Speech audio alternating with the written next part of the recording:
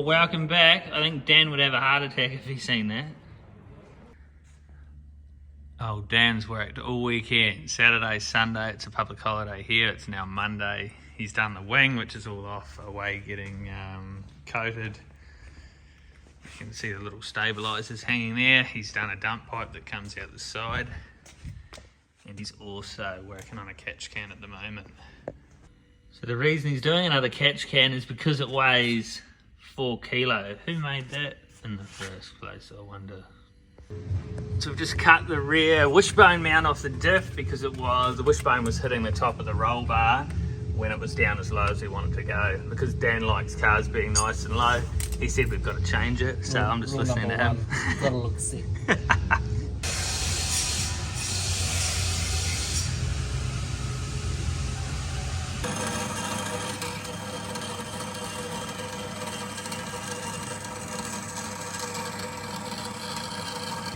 How's that for service?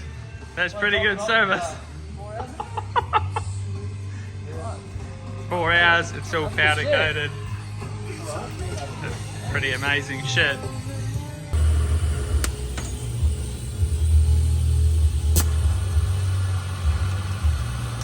Here at Dan's Mufflers to the Max, he can weld up your exhaust system on the car. In case some of you guys probably don't know what this bar does, it's purely just like a panhard bar. It stops the diff moving side to side. So it's obviously got to slip in and out through that inner tube, through the wishbone. It's just the way they do it on drag cars. You don't see that on a road car usually. 220 pounds. 220 pounds, that's not a bad effort. On paper that should be 2/10 of a second, I reckon, so we'll see how accurate that is. Bit more boost, Dan. 7-second pass, you reckon? Yeah. I reckon. It's. We've got a 7 and a 10. Well, it gets a bit carried away, old Dan. Making it clear all the bits in the inner guard. It's clearing everything. Looks pretty good there, Dan. Managed to lower the back down a bit more too. How far do we go down, Dan? Another 10, 15 mil probably? Yeah, I think so. I'd like another 50 out of it. That's next time. Next time. It's still worthy of towing a trailer at the moment. That's us in 2 weeks, mate. Well.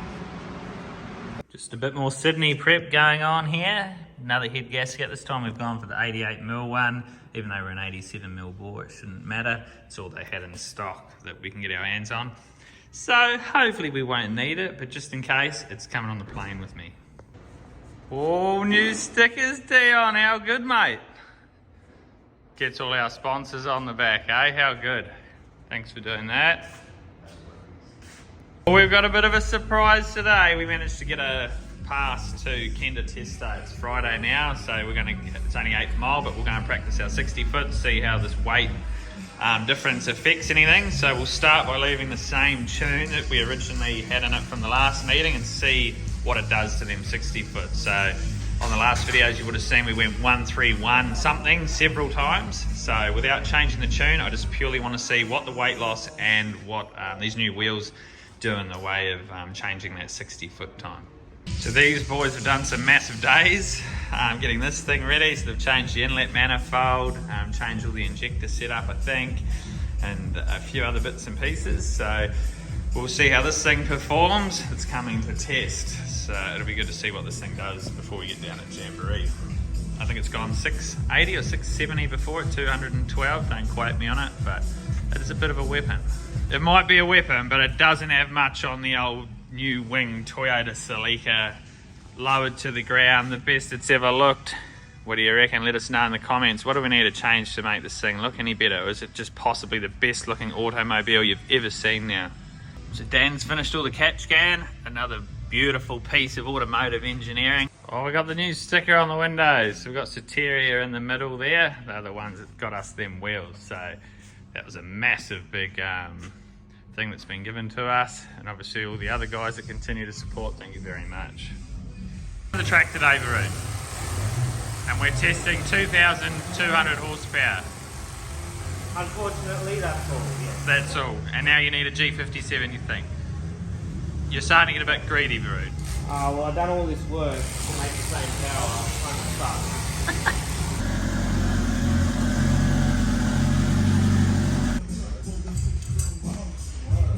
Are we ready to go yet, boys?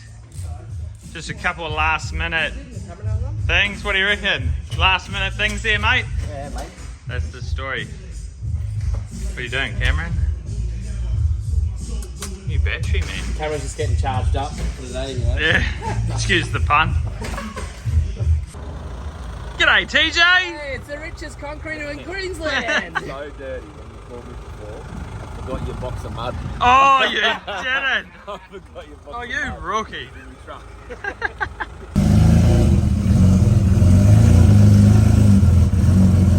All strapped on, boys, ready to do a...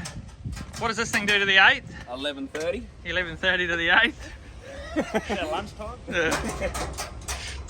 Hey, we haven't done this for a while, Dan. I'd much rather drive to the track. There's too much work putting on a trailer. Yeah, it's a pain in the ass. Until it breaks later and we go, man, we're glad we did that.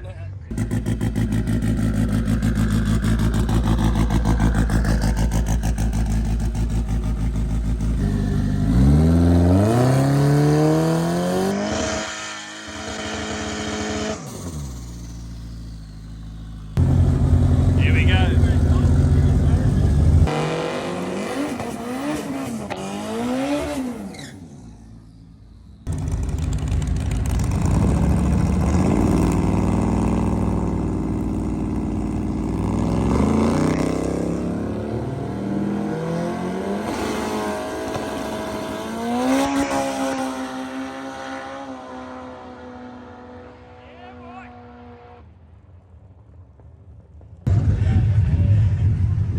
Yeah, doggy. That bonnet was flapping. Oh, was that? Oh, man. He was waving at me and Johnny. Oh, is that right? Oh, no. Can't come out of this. Yeah, it's all Bend the fucked bonnet up. on. Oh, right. We'll have a bit of a play. This thing was like this. Oh, man. What did it do, Dan? I think I seen 5'1", 137. 516, 137. Yeah. It's called weight reduction, Jono. It was the bottom was Oh, gone. we've lost our little doofus. Man. Oh, it's gone. Did you see it, eh? Did you see The bonnet, did you see the bonnet?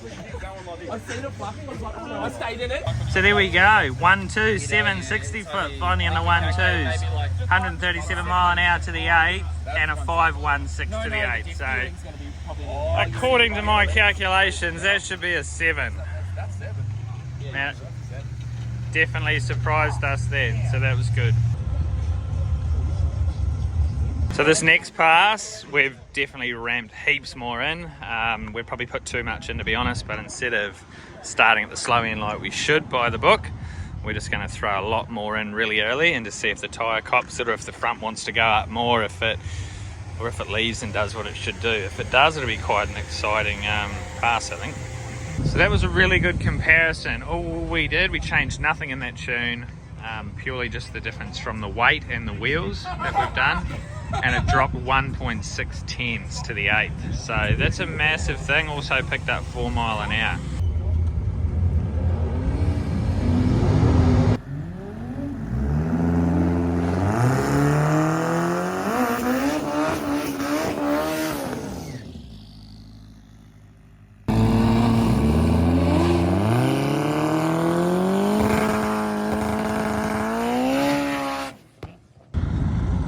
Righto, it's coming in a pass 2 for the night. It's either going to do a wheelie, spin the tyres, or go really fast.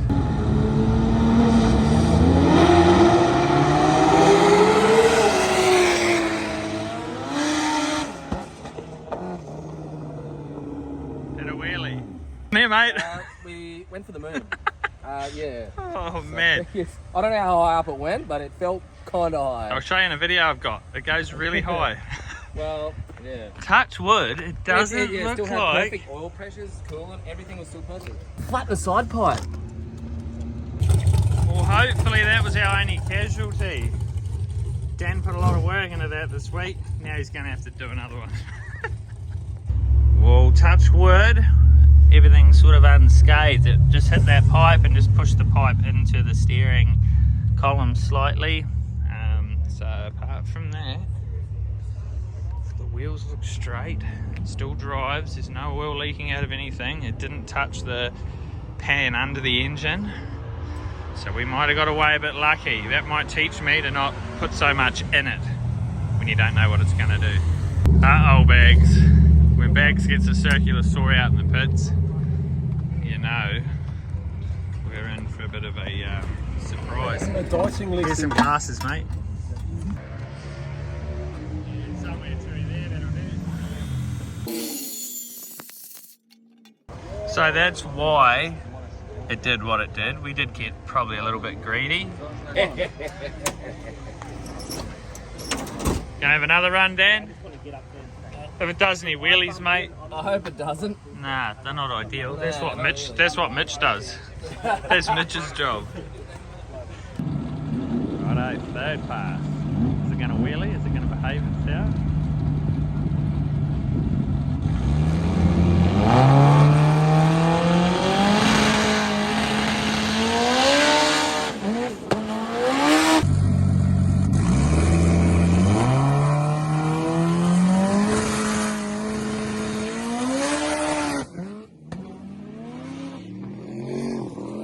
So we might have done another wheelie, maybe, but this time we actually did hurt something.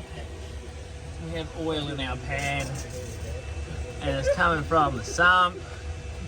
That's not good, but it could always be worse. I remember Guy King saying, make sure you put a wheelie sensor on it before you need one. It's like making sure you got a plunger in your cupboard before you need one too, eh? Right, we're loaded up, we're back off to Fab Lab to see the damage. Stay with us. It's either going to be good or it's going to be really bad. Oh, that's a really good one there, Bags.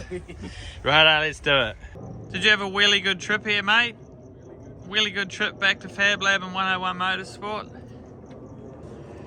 Now we really need to fix some stuff because we've only got 2 days. really need to get a wheelie sensor on it. We really need to stop this oil leak. You love working on cars, eh, Dan? I'm gonna try and focus, hang on. So the only crack you'll probably be able to see right in there, just from where the sump's pushed it up. So it's not as bad as we thought. So we got away lucky twice, and on this side too, you can just see the sump sort of creased up. So we'll just electric putty that up for now. Righto, how to clean your tungsten.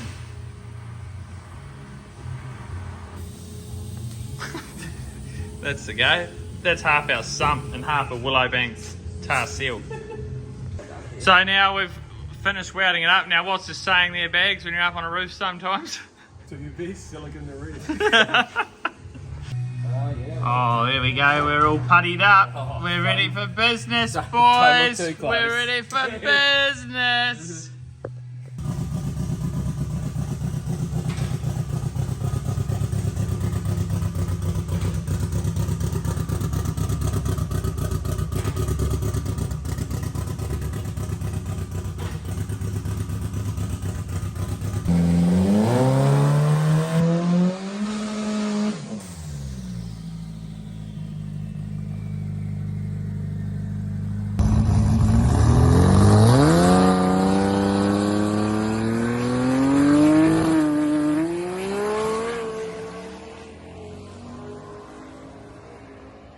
Well, that was interesting. Break it down.